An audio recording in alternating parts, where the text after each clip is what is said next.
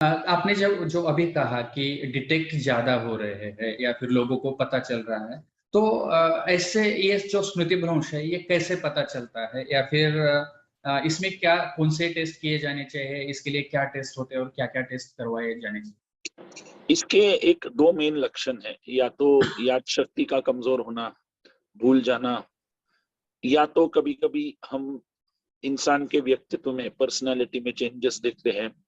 इंसान गुस्सा हो जाता है, चिड़चिड़ करता है, गाली गलौज करता है, बिना कारण हंसता है, रोता है।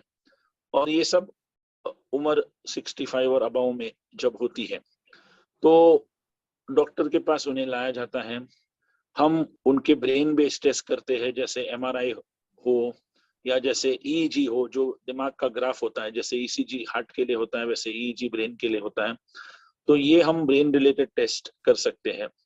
कुछ मनोचिकित्सक द्वारा, साइकोलॉजिस्ट द्वारा टेस्ट होते हैं जो मेमोरी के लिए होते हैं, जिनको हम एमएमएससी या मिनी मेंटल स्टेटस एग्जामिनेशन कहते हैं, जो इंग्लिश, हिंदी, मराठी कई भाषाओं में उपलब्ध है।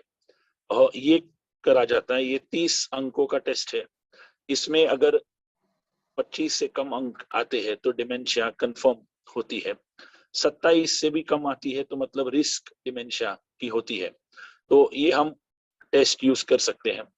कुछ ज्यादा बड़े टेस्ट भी है जो हम ब्रेन के लिए करते हैं, जिनको हम न्यूरोसाइकोलॉजिकल टेस्ट कहते हैं, या हम कॉग्निटिव बैटरीज कहते हैं। कॉग्निटिव यानी सोचना, लिखना, पढ़ना, समझना, इन सब चीजों की बैटरी होती है। बैटरी यानी एक सीरीज ऑफ टेस्ट होती है जिसमें 2-4 घंटा लग जाता है, बट साइकोलॉजिस्ट वो टेस्ट भी कर सकते हैं।